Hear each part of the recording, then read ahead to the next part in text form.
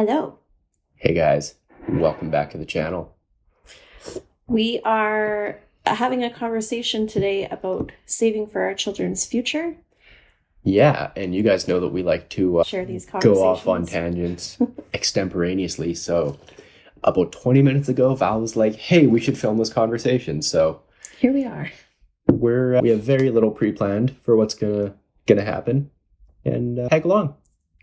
So I think it's important to share at least some of these discussions because they're certainly not discussions I heard in my home growing up. Mm-hmm. My parents did not save money for my brother or I.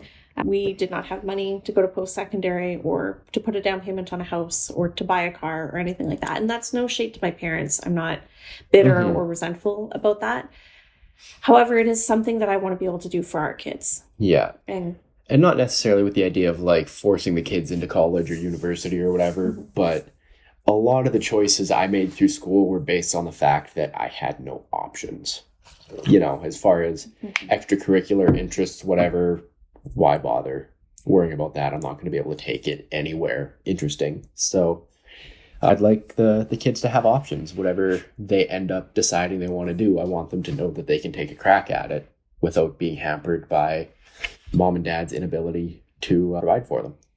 So there's a few things that we have to consider that come into play, a few things that immediately come up to mind for us. One is something that Cody and I had talked about, I think right when we had Freya, or before when we were pregnant with Freya, our first child, was that whatever money we got funded to us from the government as a benefit, that we wouldn't touch that money and we would just put it into a savings account for her. Fortunately, over the years, that money has just become part of our budget that we've had to use to live off of because we are a one-income family. Yeah. Now, and because everything is so goddamn expensive, and the government and all of their infinite wisdom decided that if the companies didn't pay us overtime for working beyond 40 hours a week, that would be better for everybody. I mean, we could also argue that if we stopped dining out, we wouldn't need that money. That's fair. Let's take some personal responsibility here. Let's not just blame the government. I'm not saying that you don't get paid. I don't know. What you should get paid. I used to be able to go to work and get time and a half after 8 hours a day. Now I go and just get fucked after 8 hours a day. I know. But it's not just because of that.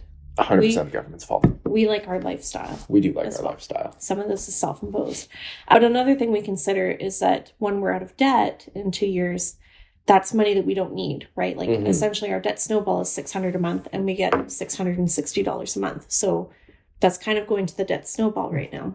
I slept last night, I swear. And that's after taking the kids out of daycare. So we may decide, I don't know, you can let me know what you're thinking, babe, but I'm thinking we can kind of go through the budget and see if there's any wiggle room to cut back so that that money would go straight to the kids' savings. And even then, when I think about it, I'm like, it's only 2 years. I would still rather whatever money we can find just put towards debt payoff. And then in 2 years, come back and start funneling that money towards them and our retirement and saving for a house and stuff. These are important conversations to have. What are your priorities? What are your goals? What's really going to make a difference? Yeah, because it's really easy to fall in the trap of like, well, I think we should do X because that's the most obvious thing. And Val thinks we should do Y because that's the most obvious thing. And then 10 years from now, without having talked about it, we're like, what the fuck have you been doing? Why haven't you followed the plan I've never talked to you about? So what are your thoughts? What do you want to be doing? I don't know. It's like we have to pay off our debt, but the sooner we start saving for the kids' education, the more compounding we can take advantage of. And like Freya's already almost 4. You know, so we're down, what, 18, like 14 years left if we start right now of savings to be had. Here's what I'm thinking. I think today's exercise, we'll call it an exercise. We don't have to commit anything to stone. We're just kind of exploring here. Is that we should do it based on what our current circumstances are, based on where we are realistically, not in an ideal world, but realistically where we are right now, what we think we can afford to put towards it. And then in 2 years, when we're debt-free, we can revisit this again and adjust as necessary. Okay. Does that sound good? Works for me. Okay. So the first thing we do is look at our budget and see how much we think we'll have left over at the end of every month. And this is not really a great depiction. So about $6,800. And in the new year, you'll get $2,900 each paycheck. Whoops.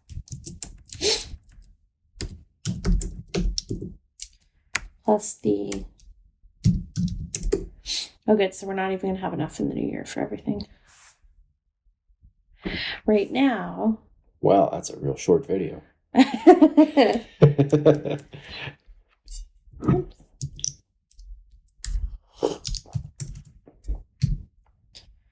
What am I doing here?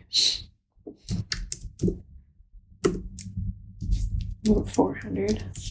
Because some of this will come off with the tax return too, as we pay down some debts. I'm just trying to think about what it'll wind up being. Don't pay for daycare anymore. That would come off. This would come off. This guy will pay for. That's about 6,400. So break even. So this essentially has to be like pretty tiny then. Mm. So our starting amount right now is 0. We got nada in there. Nothing. Annual interest rate. I feel like in a regular savings account right now, you get like 0.5%. Or if you get a high interest, it's 3.5. Maybe we would put it into like a GIC or something. Something, yeah. RESP or RSP or just invest it ourselves. What are our current GIC rates? Up to 5.5%.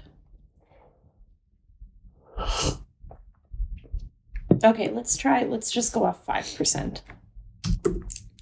Compounded annually. I don't know what they're compounded as. Are they compounded annually or? I don't know. Annually, okay.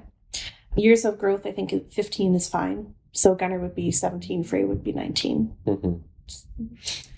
Contribution. So we'll do per kid. We could do like $25 a month probably. So $50 a month total. Sure. Right now, that's money we wouldn't miss. And then I also want to include our annual contribution in there. Well, and keep in mind that GICs are locked in thing. You put in a lump sum and then... Oh, right. You can't contribute to it monthly, can you? Yeah. High interest savings account in Canada. Is that still with the GIC?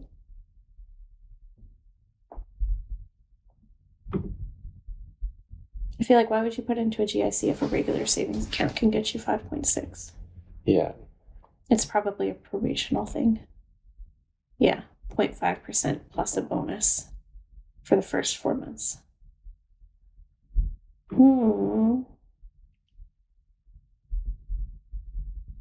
Can you contribute to a GIC annually? You could basically buy another one. Take the money out of that one at the end of the year and then put that plus more into a different one. It's less automated and streamlined. You can contribute weekly, bi-weekly, semi-monthly, or monthly. Pay yourself GIC.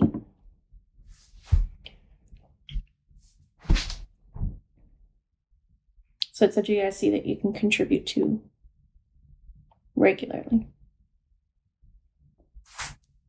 with at least $25 a month. What's the rate? It's important to do your... 0% outstanding. What's this daily banking? Oh, that's for credit cards. Okay. 5.35. What's the difference? Circle reward.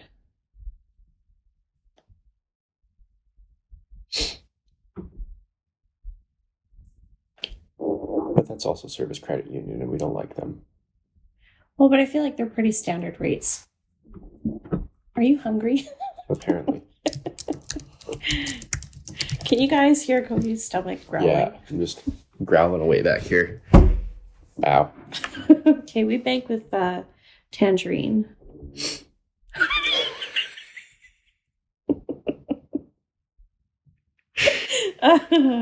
5.7% for 1 year. There's tax-free 5.7. I think that 1.5 years is the best rate. So did I see that right? Yeah. Yeah. But I'm like, how often can you... Is that only just every 1.5 years? Easy to open online, none, no, blah, blah, blah, blah, blah, blah.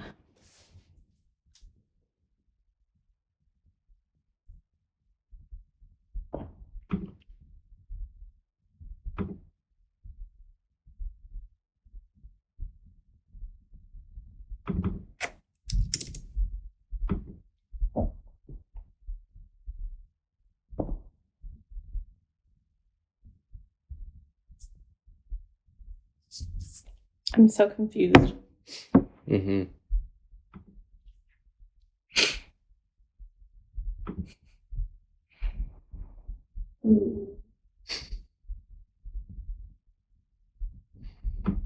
Could we just like invest in like a regular? Yeah, I think I'd rather just invest in like through Wealthsimple or something like that.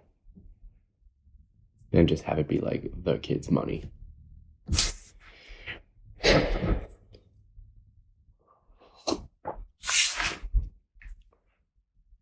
Okay, well, I feel like everything we look at is like 5 to 6% anyway, so let's just go with the 5%. Sure.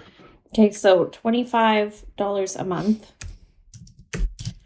would be $300 a year, plus with our annual tax return, and then whatever gift money they get throughout the year. Like how much would we want to put? Like right now, I'm thinking maybe like $250 or $500 each out of the tax return. Okay. Because the bulk of that is going to paying down debt. Mm-hmm. So I don't want to take too much from it. So I'll say $1,000 total, $500 per kid. Yeah. And then maybe like another $200 a year in gift money from like aunts, uncles, grandpas, grandmas, fathers. And I'm sure we can talk to family and be like, hey, don't buy things for the kids. Give money that we can put towards their education. Okay, so we could put $1,000 a year. And if that's all we did, we would contribute $15,000 and the future value would be $21,000. One of the kids can have 1 year of education. I'm secretly hoping our kids don't go to school, but yeah. Unless things drastically change, I don't know that it's worth it. But this is only if things stay the way they are right now. Yeah. Right? Like in 2 years when all of our debts are paid off and we don't have to use our tax returns towards debt either. You know, we could be putting in like $2,000 a kid each year plus, I don't know, like $250. So half of that, a little under half, well, we'll say half, $300 a month each out of what we get. But again, that's going to go down throughout the years. Mm-hmm. Like we'll get less for the kids, but we'll say $4,500 a year. Right, that's almost $100,000, and that's just our contributions, not including aunts and uncles and stuff like that, and grandparents, or $75,000. Which I mean, 15 years from now, I feel like $75,000 is like almost enough for a down payment for a house now. Or Yeah. it is enough for a down payment now, right? Because the average cost of a house is about $400,000, and 20% down would be $80,000. Right? So like that's not going to be much 15 years from now, but it's better than what we had. That's fair. But right now, what do we say?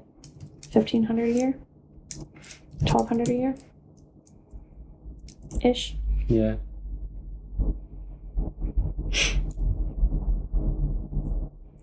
So how would we fit that into our budget? And where would we want to put that under? We don't have like a savings category. We have true expenses, but not savings. Mm-hmm. We should have a savings. We should. Do we have investments, moving fund, and savings? We can rename the moving fund. I'll bring back an actual savings category. Where did that wind up going?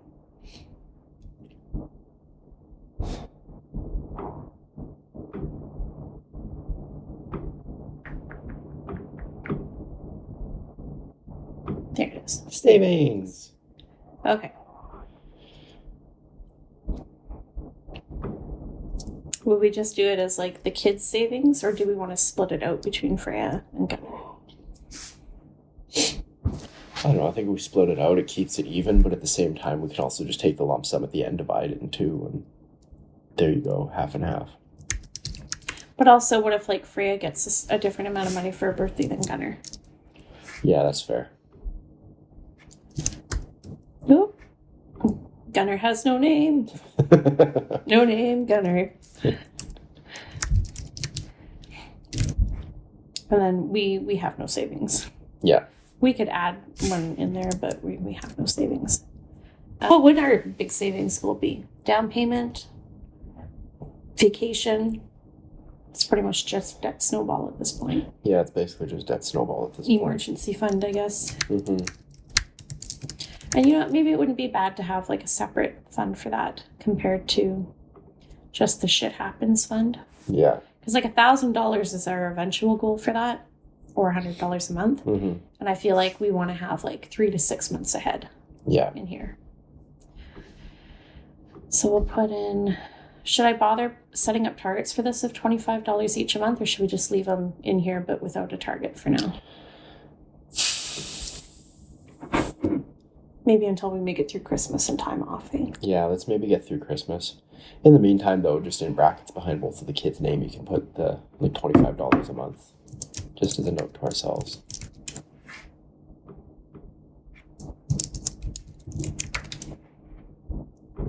And what is our emergency fund goal? By the time we get there,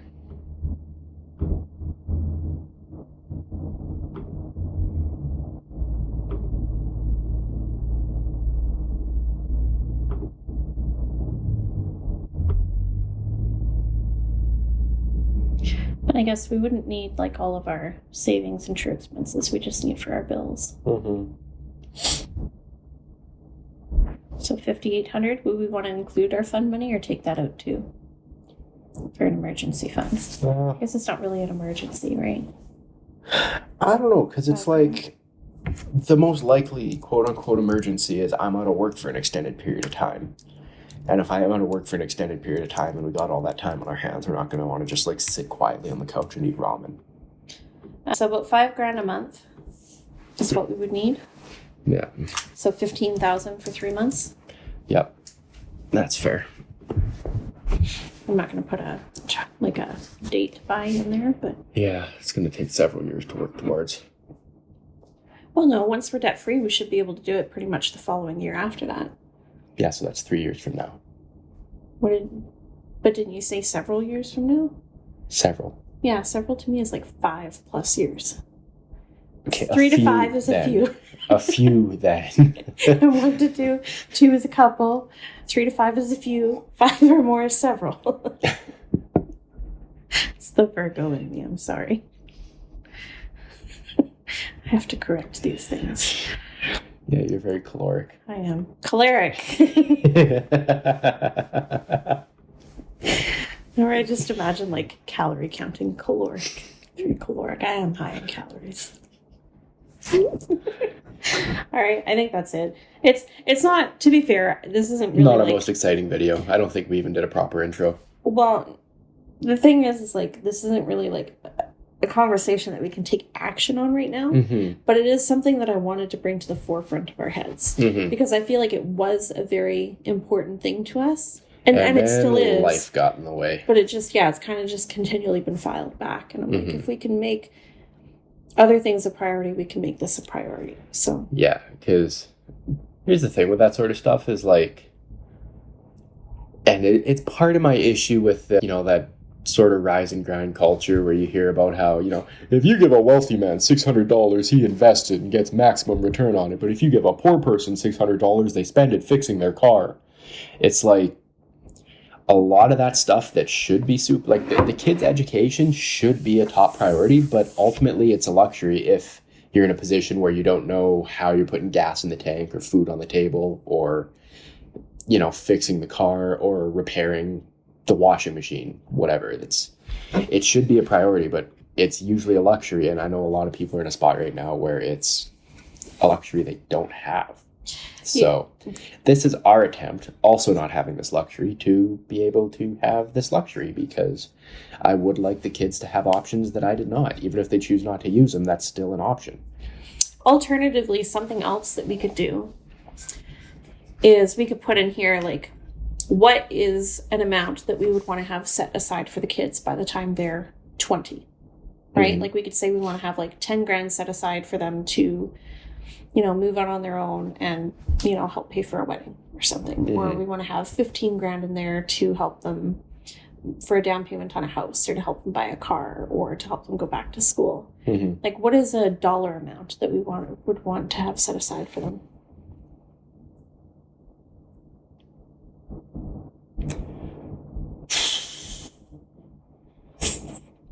I don't know, I guess maybe 20 apiece by the time they're 25. 20 apiece? I was going to say I feel like 10 to 15 is generous, but cut it down the middle and go with 15? Sure. Can we compromise on that? Yeah. If we can do more, then great. Because I was thinking what we could do. So, like, Gunner's birthday is in September. We could do it on their birthdays, right? So when would he be 20? He was born in 21. So 41, he'd be 20, right? Yeah. Did I do my math right there? So we would have to put away $70 a month to reach that goal. And then for Freya, so it occurs to me that YNAB has this in here. She would be 20 in 2040. So $72 a month. So we'd have to put $150 a month away. The other thing I can do is I can just take out the buy date for now, and we can just contribute to it.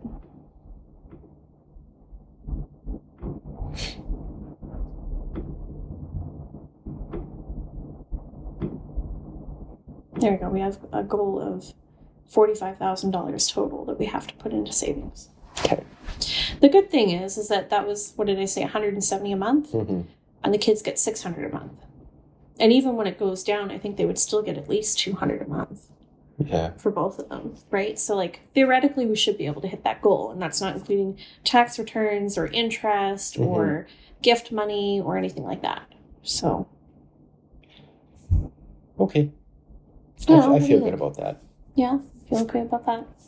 I mean, I don't think we're ever going to be able to do as much as I want to, because I'd like to give them the world. Yeah. I'd like to send them both out with like $100,000 each, and then continue to build our wealth so that by the time we die, they inherit all our money, and then our money interest is enough to just sustain them.